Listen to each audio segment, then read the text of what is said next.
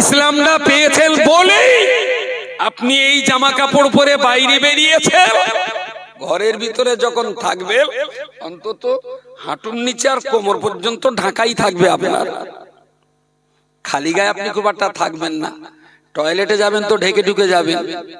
যদি ইসলামে না আসতেন তাহলে আপনাকে ওই ওই মশারির কাপড়ের মতন আন্ডারপ্যান্ট পরে আর গামছাটা কাঁধে বৌমার সামনে হেঁটে হেঁটে টয়লেটে জাতীয় তো আর আসতে হতো। আমি যে কথাটা বলছি বড্ড মিথ্যে কথা বলছি?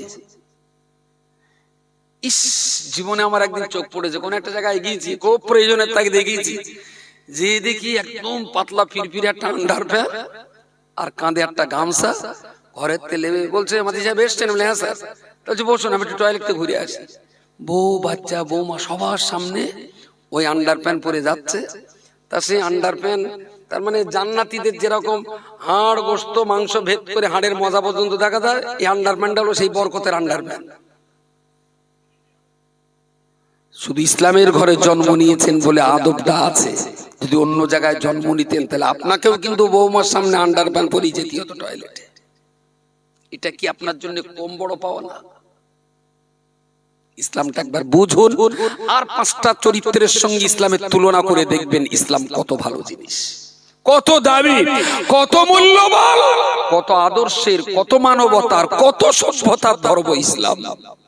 গর্ব করে বলতে পারবেন যে আমি মুসলিম।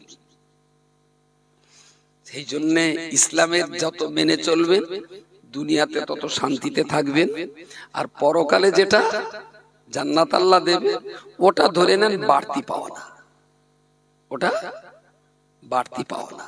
নামাজ পড়েছি বলে যে জান্নাত দিতেই হবে, আল্লাহ কিন্তু কারোর কাছে বাধ্য নন জান্নাত দিতেই, কারোর কাছে বাধ্য নন। আমরা ইবাদত করেছি, দুনিয়াতে তার শান্তি পেয়েছি। বাকি সার্ফের প্যাকেটের সঙ্গে আল্লাহ যদি বালতিটা দেয় তাহলে বুঝবো আমার কপাল ভালো, বুঝবো আল্লাহর কিছু বাড়তি রহমত আমি পেয়ে গেছি, আলহামদুলিল্লাহ। নামাজটা জান্নাতের নেশায় না পড়তে হবে না, দুনিয়াতে ভালো থাকার জন্য নামাজটা পড়ুন।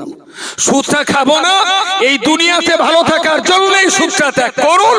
ছেলে মেয়ে কারো হক নষ্ট করব না, এই দুনিয়াতে ভালো থাকার জন্যই ছেলে মেয়ের হক আদায় করুন। বড়কে সম্মান, পৃথিবীতে ভালো থাকার জন্যই বড়কে সম্মান করুন। ছোটকে স্নেহ করা, দুনিয়াতে ভালো থাকার জন্যই ছোটকে স্নেহ করুন। আপনি যত ছোটকে স্নেহ করবেন আপনার বড়রা আপনাকে ততই স্নেহ করবে। আপনি যত বড়কে সম্মান করবেন আপনার ছোটরা আপনাকে তত বেশি সম্মান করবে। আর আপনি যত ইসলাম ছাড়া হবেন